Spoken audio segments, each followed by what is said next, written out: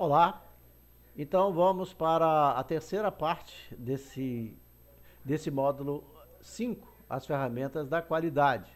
Né? Vamos agora para o 5.2 e o 5.2 ele vai nos trazer as outras ferramentas da qualidade. Brainstorm, programa 5S e a matriz de Gucci e o 5W2A. 5W2H. Eu vi o A aqui na minha frente, saiu o A automaticamente. Então vamos dar sequência aqui. Outras ferramentas da qualidade. Uma delas é o Brainstorm, que é o 5.2.1. O Brainstorm. O que é o Brainstorm e onde ele entra para nos ajudar? É uma grande ferramenta de gestão. Todas as vezes que fazemos uma reunião, onde colocamos lado a lado vários colaboradores para discutir, ou vários gestores para discutir, nós estamos fazendo no Brainstorm.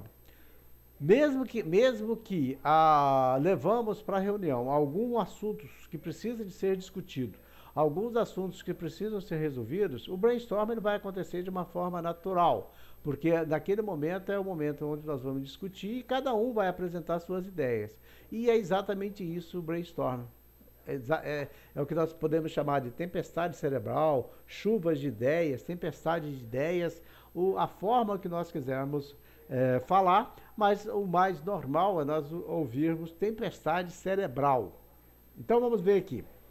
O brainstorm é uma das técnicas utilizadas para identificação dos problemas e geração de ideias. Então, como eu estava colocando, numa reunião nós vamos ter ali 5, 10 pessoas ali discutindo um determinado assunto. Vão surgir, a partir mesmo que aquela reunião seja dirigida, vão surgir muitas posições, ideias que não estavam sendo pensadas antes e que elas vão entrar no contexto que vão ajudar no processo de tomada de decisão.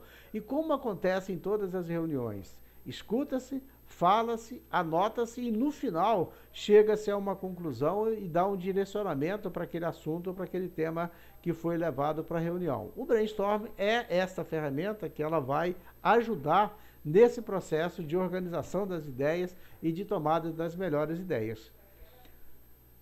Foi originalmente desenvolvida por Osborne em 1938 e quer dizer tempestade cerebral. É uma técnica de geração de ideias em grupo que envolve a contribuição voluntária dos colaboradores.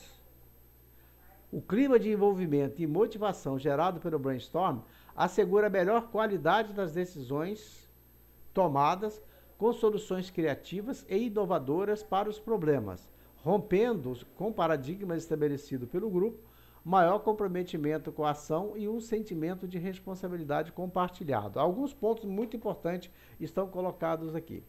O brainstorm, ele cria um clima de motivação e envolvimento, porque quando você está participando de um grupo, de uma reunião, e você sente que que foi aceito pelo grupo e você pode participar, você se sente motivado em apresentar suas ideias, as suas sugestões. Então, o clima do brainstorm, ele é extremamente positivo nesse ponto, porque ele envolve e motiva. A quantidade e a disponibilidade com que as propostas são colocadas permitem fazer boas escolhas para boas tomadas de decisões. Porque podem surgir ali encaminhamento que não estava na cabeça de ninguém que já conhecia o problema. Tá? O outro ponto importante aqui é esse rompimento de paradigmas, porque quando se fala de reuniões, é importante que às vezes nós temos ali pessoas tímidas, pessoas que não participam, que falam poucos, ou pessoas que só estão ali para receber ordem. Quando você quebra esse paradigma e faz com que todos participem, normalmente saem boas coisas e boas ideias. Então, se estamos deparando com um problema para usar uma das ferramentas que nós vimos para trás, o brainstorm ajuda e ajuda muito. Outra coisa que colocada nesse parágrafo aqui, maior comprometimento com a ação e um sentimento de responsabilidade compartilhado. O que significa isso? Se a você foi dada a oportunidade de falar e você apresentou uma sugestão e uma ideia, você acaba se comprometendo com o resultado, com a aplicação daquela ideia. E aí você a responsabilidade e o comprometimento passa a ser compartilhado por todos, cada um dentro do que lhe cabe. Tá? Todas as pessoas da empresa podem utilizar essa ferramenta devido à sua facilidade. Porém, o sucesso da aplicação do Brainstorm é seguir as regras, em especial a condução do processo, que deve ser feita por uma única pessoa. A condução do Brainstorm ela deve acontecer por uma única pessoa. As técnicas que devem ser utilizadas e que possibilitam que todas as pessoas participam, nós vamos ver logo a seguir. O Brainstorm é usado para gerar um grande número de ideias em curto período de tempo. Pode ser aplicado em qualquer etapa do processo de soluções de problemas, sendo fundamental na identificação e na seleção das questões a serem tratadas e na geração de possíveis soluções. Mostra-se muito útil quando se deseja a participação de todo o grupo.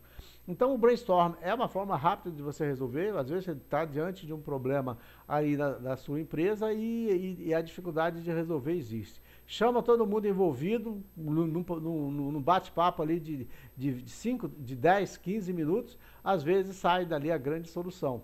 Porque as pessoas estão envolvidas, as pessoas estão interessadas no mesmo objetivo. Focaliza a atenção do usuário no aspecto mais importante do problema. Ou seja, focaliza no problema, né? No que é essencial. Nós vimos lá atrás, por exemplo, no histograma, onde tivemos no tópico daqueles ali, nós tivemos 44, que foi a frequência do problema relatado. Né? Nós tivemos lá no diagrama de Pareto um problema também que foi relatado naquele primeiro item, né, da quantidade de vezes. Quando nós estamos falando do brainstorm, faz com que as pessoas ali envolvidas elas estejam focadas diretamente no problema e não dispersa, e isso facilita muito a solução e encontrar maneiras mais adequadas. Exercita o raciocínio para englobar vários ângulos de uma situação ou de sua melhoria. Serve como lubrificante no processo de solução de problemas, especialmente se as causas do problema são difíceis de identificar ou a direção a seguir, ou opções para a solução do problema não são aparentes. Existem aqueles problemas que eles são difíceis, né?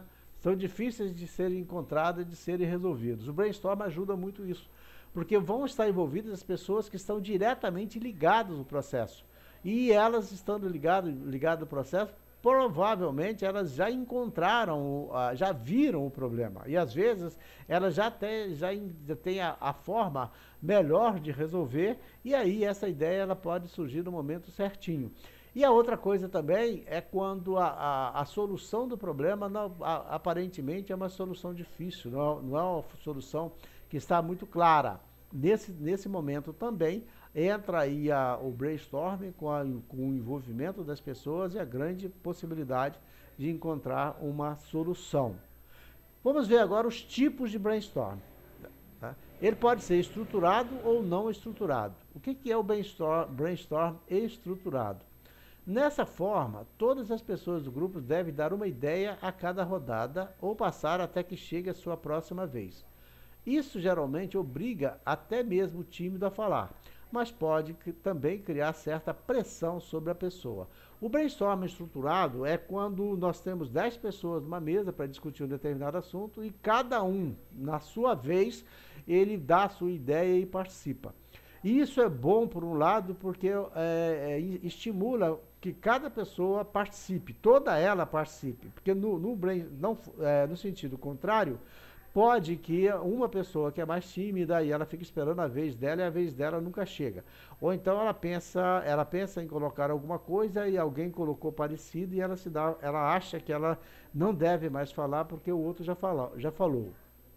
Então, nesse sentido, o brainstorm estruturado ele é bom. Mas ao mesmo tempo, ele pode ser negativo, porque ele coloca pressão sobre a pessoa, né? Sobre a pessoa que ela tem que falar naquele momento, e também pode que ela não esteja totalmente preparada para falar naquele momento. De repente a ideia dela ainda não está bem formulada, bem construída dentro da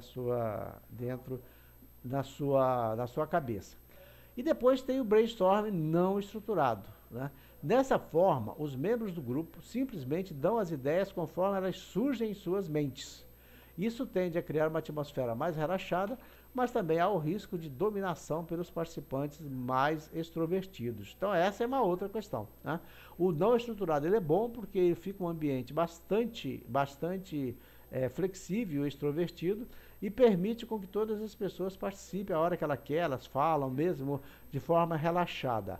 Porém, esse modelo utilizado para brainstorm, ele pode ser negativo quando se tiver pessoas ali dominantes, aquelas pessoas que têm capacidade de dominar o grupo por um motivo ou outro, por uma situação ou outro, aquele, por exemplo, muito humorista, ele acaba atraindo atenção, aquele que é muito autoritário acaba atraindo mais atenção e inibindo outros, aquele que tem um tom de voz muito forte, muito incisivo, ele pode também provocar isso. Então, esse não estruturado, ele tem esse ponto negativo, mas ele é muito positivo, porque ele permite que todos. Aquela pessoa que está dirigindo, né, aquele coordenador que está dirigindo o brainstorm, é que é preciso de conduzir de forma a não deixar que esse tipo de situação aconteça. Né? Aquele que, por exemplo, não teve a oportunidade de falar, você ele criar uma condição, abrir o espaço para ele falar, provocar, enfim, isso aí acaba amenizando esse problema. Quais são as regras, então, para se fazer um bom brainstorm? Primeiro, enfatizar a quantidade e não a qualidade de ideias. O que ele está te falando aqui? Não importa o que fala, não importa a ideia dada. O importa é que a ideia foi dada e aí é importante registrar todas elas, anotar todas elas. Todas elas. Porque lá no final é que vai fazer a filtragem e aí vamos tirar aquelas ideias que não acrescentam absolutamente nada, né? Aquelas ideias aquelas ideias repetidas, etc. Mas no primeiro momento, vamos valorizar a quantidade, não a qualidade das ideias. 2. Evitar críticas, avaliações ou julgamentos sobre elas. Durante o momento onde as ideias estão sendo dadas, não existe ideia boa ou ideia ruim, não existe ideia certa ou ideia correta. O que existe são ideias. E elas, depois que elas vão ser analisadas, num outro momento. Apresentar as ideias tais como elas surgem na cabeça, sem rodeios, elaborações ou maiores considerações. Não deve haver medo de dizer bobagem. Não existe bobagem. As ideias consideradas loucas podem oferecer conexões para outras ideias. Não existem ideias bobas. Quantas vezes nós estamos numa conversa e alguém fala alguma coisa lá aparentemente boba e ela acaba abrindo espaço, uma conexão para que eu coloque uma outra ideia que não tem nada a ver com aquela, mas ela vai trazer valor àquela discussão, àquela conversa. Então não tem bobagem, não tem ideia ruim. Estimular todas as ideias, por mais malucas que possam parecer. Pegar carona nas ideias dos outros, criando a partir delas. Né? É isso exatamente que nós colocamos ali atrás. Olha, a partir daquelas ideias colocadas, você pode criar uma outra, você pode construir uma outra dentro daquilo que você conhece, dentro daquilo que você está buscando e que você acredita. Escrever as palavras do participante, não interpretá-las. Ou seja, escrever do jeito que veio, do jeito que foi dito. Não se pode, em momento nenhum, você deixar de você interpretá-la. Não pode. Se você interpreta, já está errado. Vai ser feito lá no final. As etapas básicas de uma sessão de brainstorming são as seguintes: introdução, geração de ideias, revisão de listas, análise e seleção, ordenação de ideias. Por isso que elas têm que ser colocadas do jeito que elas surgirem. Porque depois, aí ou o mesmo grupo, ou alguns dali, ou todos ao mesmo tempo, vão partir para essa outra etapa aqui. E aí, a partir dela você vai, constrói, né? E ali você monta o projeto que se quer e vai buscar as soluções que se quer para aquele problema encontrado. Então, o brainstorm é uma regra de ouro, é uma regra que não se pode desperdiçar. A mesma coisa eu vou colocar lá no material que vai ficar impresso, né, um link para vocês verem, né, e na prática a construção, um exemplo de construção de brainstorm, tá bom? Depois nós vamos para o programa 5S. O programa 5S é um programa cultural. O programa 5S, ele tem por um objetivo criar a cultura da qualidade da empresa. E a partir dela, as diretrizes e as metodologias, elas vão ser aplicadas e os resultados serão alcançáveis. É muito importante o programa 5S. Vamos dar uma passada por ele. O 5S surgiu no Japão no início dos anos 50 e teve papel importante na indústria e seus objetivos principais são liberar áreas, evitar desperdícios, melhorar relacionamentos, facilitar as atividades e localização dos recursos disponíveis. Né? Liberar áreas. O que nós vimos até agora? Quando nós fazemos revisão dos processos, um dos objetivos é nós colocarmos os processos cada vez mais enxutos. Evitar os desperdícios. Também é outra coisa que se busca o tempo todo, e principalmente quando se faz de estudos e movimentos. Né? Melhorar relacionamentos. Facilitar as atividades e a localização dos recursos. Trata de uma sigla formada pelas iniciais de 5 palavras japonesas. No Brasil, alguns S's foram traduzidos usando palavras variadas. Com isso, o 5S gerou resultados diferentes de um para outro local. A tradução que adotamos é uma das mais praticadas, graças ao trabalho feito pela Fundação Cristiano Ottoni, que nós já mostramos ela para trás, né? Quando nós falamos dos gurus, nós falamos do Cristiano Ottoni, em empresas e escolas a partir da década de 90. É a tradução adequada a qualquer lugar onde se vive, por não usar expressões exclusivas no meio empresarial. Ou seja, o 5S pode ser aplicado em qualquer lugar, em qualquer ambiente. Observando os métodos de gestão e o potencial das pessoas em variados ambientes, sentimos que, devidamente entendido e apresentado, o 5S pode ser praticado por qualquer pessoa, em qualquer circunstância. Com isso, o 5S que praticamos hoje é mais humano do que quando começou a ser divulgado no Brasil nos anos 80. Seus princípios são semelhantes aos princípios da vida. Então, o 5S ele é utilizado como princípios da vida. Ele leva-se para o meio empresarial ou para qualquer ambiente, mas ele considera aqueles valores mais importantes, né, que são essenciais à vida, ao comportamento, ao compartilhamento, ao sentimento. O 5S é o bom senso que pode ser ensinado, aperfeiçoado, praticado para o crescimento humano e profissional. Convém se tornar hábito, costume e cultura. Esse parágrafo aqui ele é muito importante. O 5S é o bom senso, que pode ser ensinado, aperfeiçoado, praticado para o crescimento humano e profissional. Convém se tornar hábito, costume e cultura, ou seja, cultura de comportamento na linha do bom senso. As siglas 5S saiu de 5 palavras japonesas que começam com a letra S. Então vamos ver ela. Senso de utilização, da tradução para o brasileiro. SEI. Senso de utilização. Desenvolver a noção da utilidade dos recursos disponíveis e separar o que é útil e o que não é. Veja bem, todos nós temos uma série de coisas na nossa frente, na nossa mesa, que não tem utilização nenhuma, que não tem utilidade nenhuma. É isso que serve o senso de utilização.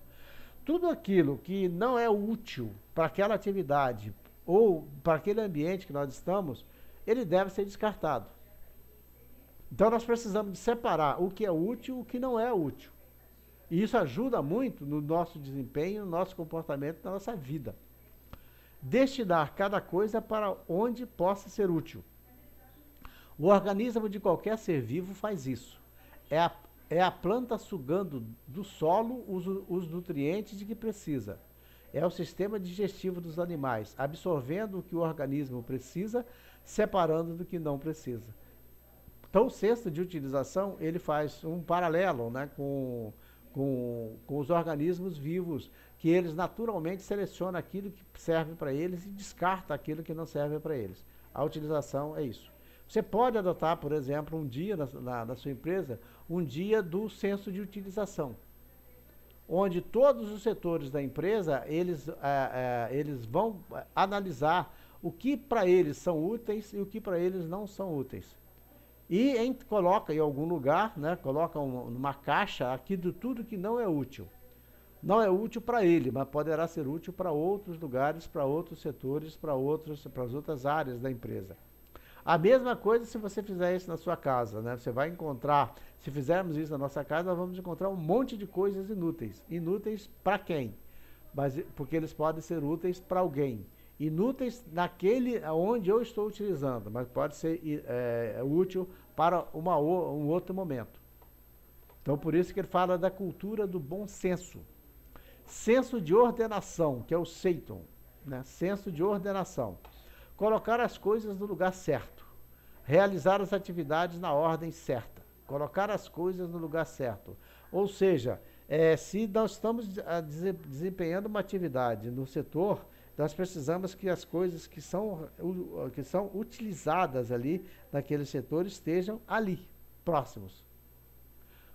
Na nossa casa, né? A mesma coisa, nós devemos colocar as coisas nos seus devidos lugares, para todas as vezes que nós precisarmos, não ficar procurando, né? Ou fazendo movimentos desnecessários ou perdendo tempo para encontrar. Aí ele fala aqui, as plantas mandam os nutrientes para os galhos, as folhas, flores, frutos, do mesmo modo que nosso sistema vascular alimenta todo o nosso corpo humano. Então, tudo ordenado e ali vai passo a passo atingindo seus objetivos. Senso de limpeza, que é o Seisu, é tirar o lixo, a poluição, evitar sujar, evitar poluir. Cascas e folhas são eliminadas pela planta quando já cumpriram sua função. Nosso organismo se limpa do suor, da respiração, nas fezes e na urina e em muitas outras formas de se manter, de se livrar das toxinas e excessos. O senso de limpeza é tirar tudo aquilo que não tem validade nenhuma, que não tem valor nenhuma.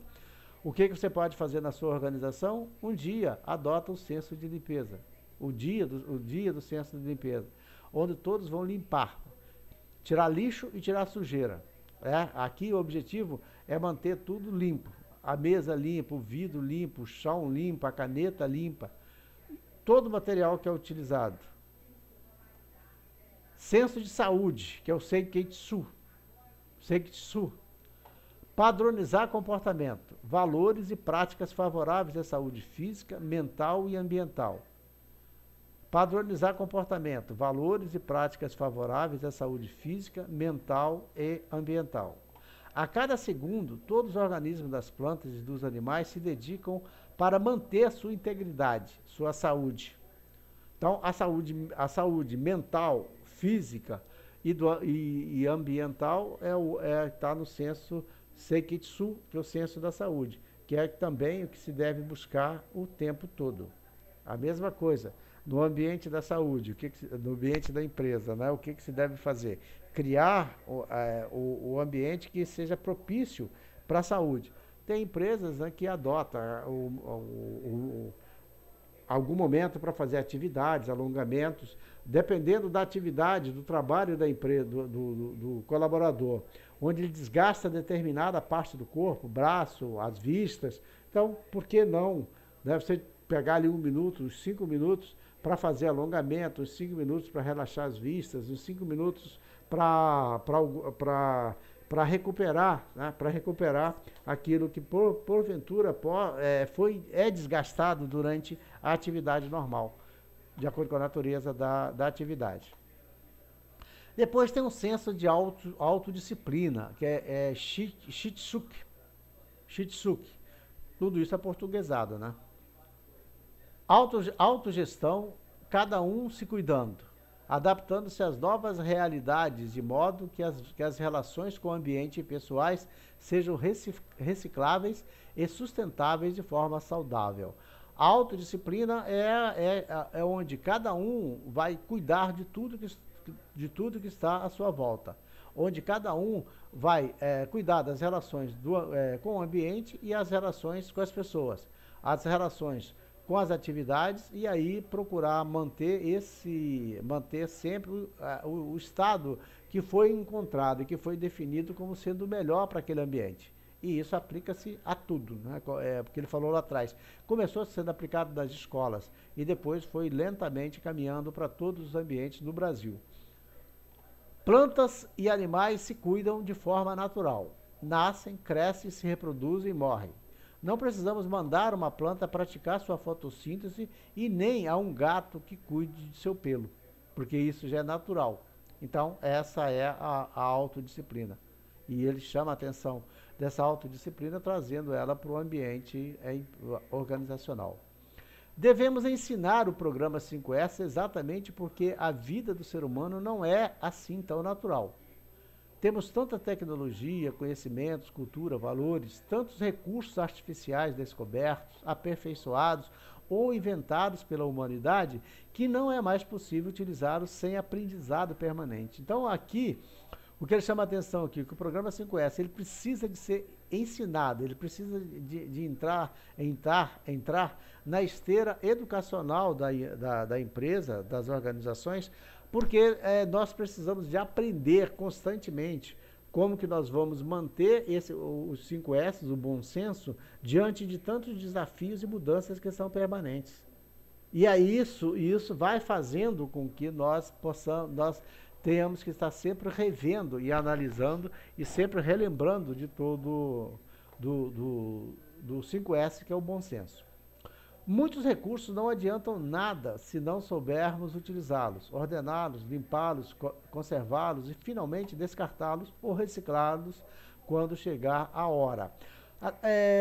Isso ele chama a atenção porque a tecnologia, por exemplo, a tecnologia é fantástica, ela veio para facilitar a vida do ser humano. Mas se ela mal utilizada, ela pode provocar uma série de problemas para o usuário e pode provocar uma série de problemas para a organização. Então, o 5S ele vem nos educar para nós utilizarmos corretamente essa tecnologia. Os 5S vêm nos educar para nós utilizarmos corretamente os nossos conhecimentos, os nossos valores, a nossa cultura, diante de tantas mudanças, de hábitos, de desafios, de comportamento, de relacionamento. Ele vem nos trazer isso, né? Nos manter ativo, né? Sempre alerta, e manter sempre dentro daquela mesma linha de comportamento, mesmo aproveitando tudo de bom que a ciência e a tecnologia nos trazem, as mudanças nos trazem, mas sem que isso venha trazer em prejuízo para nós. Na vida tão cheia de novidades e oportunidades, é o 5S que vai mostrar como melhor aproveitá-las para a qualidade de vida. Qualidade de vida para a humanidade e, sobretudo, para o sistema biológico, do qual fazemos parte e sem o qual não podemos viver. Então, quando falamos do 5S estamos muito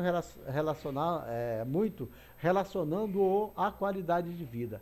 E ele, se bem analisado, se bem praticado, se bem aprendido, ele só vai nos trazer qualidade de vida, mesmo diante de tantos desafios, mesmo diante de tantos problemas. Tá? Depois do 5.3, nós vamos para a matriz de Guth, gravidade, urgência, tendência.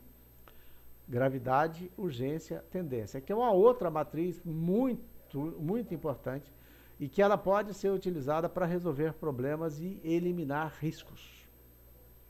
Tá? A ferramenta conhecida como matriz Guth apresenta a representação de problemas ou riscos potenciais através de quantificações que buscam estabelecer prioridades para abordá-los, visando minimizar impactos e centrar os esforços de correção ou adaptação dos itens de maior representatividade, gravidade, urgência e tendência. Quando nós utilizamos dessa ferramenta, ela vai nos direcionar para o que é mais grave, o que é urgente, o que é tendência. e daí, a partir daí, a gente ir tomando as decisões que precisam de ser tomadas. E aí minimizar os riscos potenciais, né, os riscos que possivelmente possam acontecer, ou representar problemas de formas mais claras. Normalmente, a mesma matriz Gucci é usada para apuração e priorização de problemas e analisá-los de riscos. Os problemas são destacados conforme o modelo abaixo e analisados sob o aspecto A, gravidade G, B, urgência U, C, tendência de ser agravado T. Então nós vamos ter aqui o G, o U e o T. Atribui-se um número inteiro de 1 a 5 a cada uma das dimensões. Ou seja, se estamos analisando os problemas de um processo. Nós vamos, utilizando a matriz Gucci, nós vamos estabelecer o peso a cada uma dos aspectos que nós encontramos, ou cada um dos problemas que nós encontramos, ou da tarefa ao qual nós analisamos. Atribui-se um número inteiro entre 1 e 5 a cada uma das dimensões, correspondendo o 5 a maior intensidade e o 1 a menor intensidade, e multiplicando-se os valores obtidos para G, U e T. Os problemas ou fatores de riscos que obtiverem maior pontuação serão tratados prioritariamente, né? Então, nós atribuímos o peso e depois viemos aqui e multiplicamos pelos valores obtidos no G, no U ou no T. E aqui nós temos um exemplo, né? Nós temos um exemplo da matriz Gucci. Vamos lá. Problemas. A concepção do imóvel em não conformidade com as expectativas do mercado. Nós tivemos que G, 5, maior, U, 4 e T, T1. Quando multiplicamos, 20. Demora da definição do grupo de investidores, 5, 5 e 4, deu 100. Retração dos investidores por tendências macroeconômicas, no problema que nós estamos aqui analisando, né? 4, 3, 3, 36. Esfriamento do mercado imobiliário, isso aqui é um fato, é um problema que nós estamos trabalhando do mercado financeiro, né? Um exemplo do mercado financeiro, que ilustra bem essa tabela. Esfriamento do mercado imobiliário, 433, 36. Mão de obra adequada não disponível no momento requisitado, 553, 75. E assim por diante. Nós tivemos aqui a matriz Gucci, né? A matriz Gucci.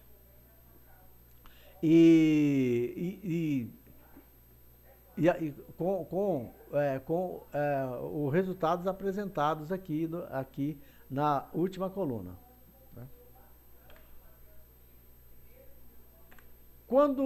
Voltando para aqui, né? Então, quando nós chegamos nesse ponto e encontramos dessa tabela, nós vamos observar por aqui, ó, aí ele vai nos dar a resposta de onde nós precisamos trabalhar de forma mais pesada para nós eliminarmos o problema.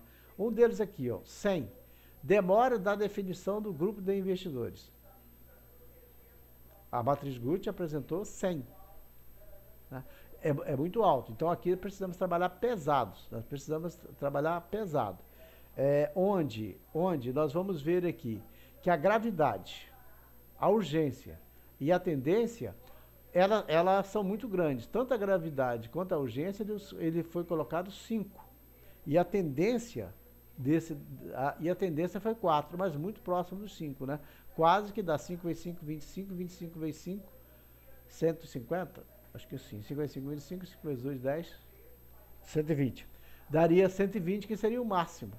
Que seria o máximo que ia chegar aqui. Por pouco não chega, né? Então nós temos daqui, onde ele tem que ser trabalhado de forma mais pesada, e a outra aqui embaixo. Aumento do preço de insumos básicos e de acabamento. Também 100. Também deu 100.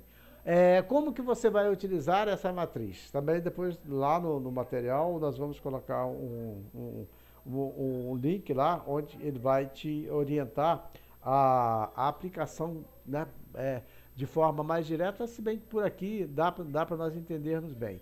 O importante aqui é definir muito bem os problemas, definir muito bem as etapas do problema que nós queremos, colher as informações, né? Colher as informações de forma correta e aí atribuir o peso. E depois nós avançamos para uma outra ferramenta, né? Também importante, que é o 5W2H. No início eu falei 5W2A, né? Que saiu assim quase que no automático. Então, 5W2H. 2Hs. Então, que é uma outra ferramenta muito fácil de ser usada e que nós utilizamos parte delas quando vamos resolver quase tudo. Mas quando nós utilizamos dessa ferramenta para solucionar um determinado problema, as coisas ficam muito mais fáceis de nós chegarmos aos resultados.